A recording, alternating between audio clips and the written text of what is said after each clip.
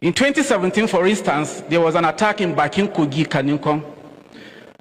And Channels TV, I'll mention names, said 7 houses were burnt and 4 people were killed.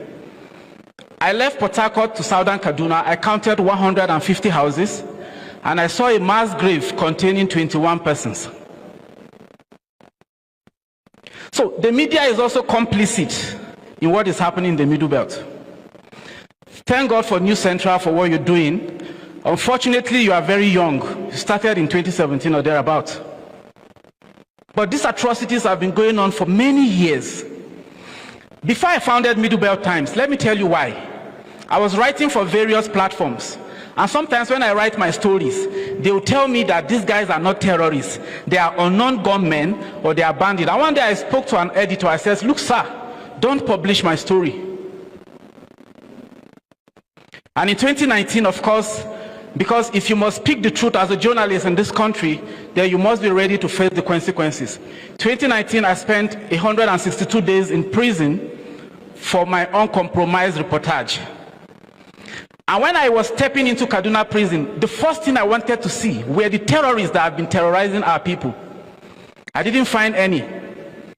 The few I found, including the ones who killed the Agwam Adara in 2018, they were looking better than me that was coming from outside in the prison. As of today, I don't know their whereabouts. They may have been released, because I remember meeting a certain Adamu in Kaduna prison who told me something. He said, look, he was arrested for illegal possession of firearm. That's a capital offense. The security agents are no longer here. I heard somebody talking about the judiciary. It's a compromised judiciary. It is. When I got to prison, I saw a lot of young men from southern Kaduna who were standing trial for simply trying to defend their communities. I wept bitterly. So this is the site of the recent video that went viral, where the fiery Reverend Dachomo performed mass burials on people that were killed just 6 weeks ago, allegedly by headsmen. And you know, his brother was killed here. I didn't know that this was a recent place. When Reverend Dachomo asked me to visit, I didn't know. I wasn't prepared. And so the grief is fresh. And just, the grief is fresh. The grief is fresh. The grief is fresh. The grief is visceral. You need to be here to feel it. You need to be here to feel it. You need to be here to feel it. Community.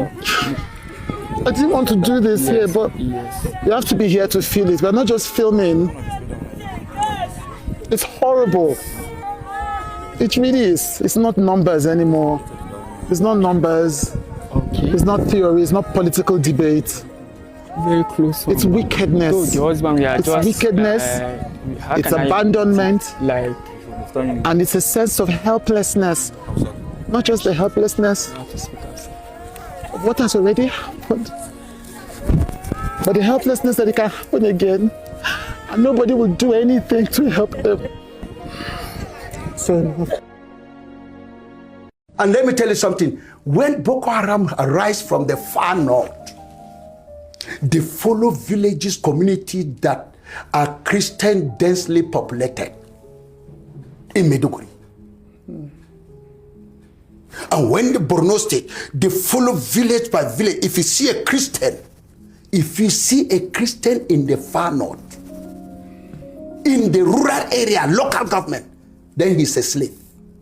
Because most of them, I won't forget a village that women came, they escaped. They arrived on Sunday, the Boko Haram.